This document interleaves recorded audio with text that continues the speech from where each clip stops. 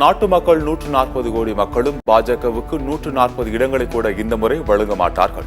ராகுல் காந்தியும் அகிலேஷ் யாதவும் உத்தரப்பிரதேச பரப்புரையில் பேச்சு.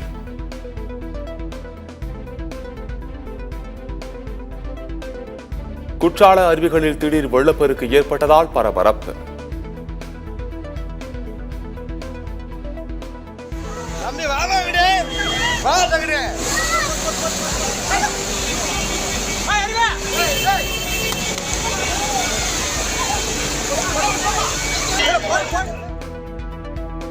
குற்றால அருவிகளில் சுற்றுலா பயணிகள் குளிப்பதற்கு மாவட்ட நிர்வாகம் தடை விதிப்பு.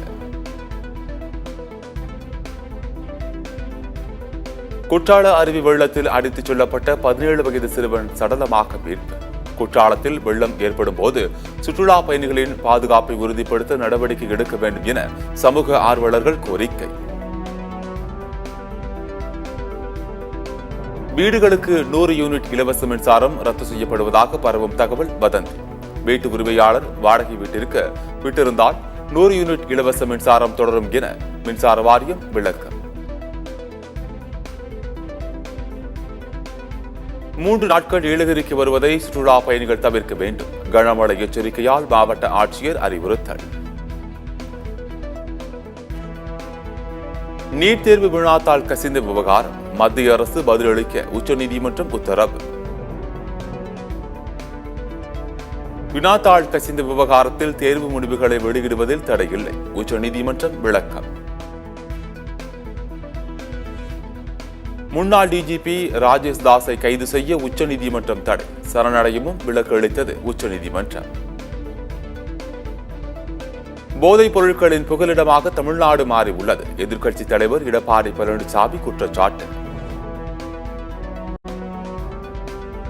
பெரியார் பல்கலைக்கழக துணைவேந்தரை அரசு உடனடியாக பதவி நீக்கம் செய்ய வேண்டும். ஊழல் முறைகேட்டில் சிக்கிய முன்னாள் பதிவாளருக்கு 1 லட்சம் ஓய்வூதியம் தரும் உத்தரவை ரத்து செய்யவும் ராமதாஸ் கோரிக்கை.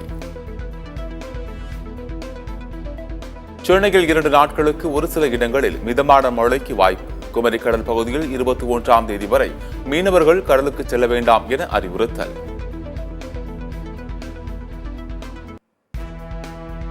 கோடை வெயிலால் சூரிய மின் உற்பத்தி மூலம் 1.77 லட்சம் யூனிட் மின்சாரம் உற்பத்தி. சென்னை மாநகராட்சி தகவல். எஞ்சின் பழுதால் இலங்கையில் கரை ஒதுங்கிய தமிழ்நாடு மீனவர்களுக்கு மே 29ஆம் தேதி வரை நீதிமன்ற காவல். இலங்கை நீதிமன்றம் உத்தரவு.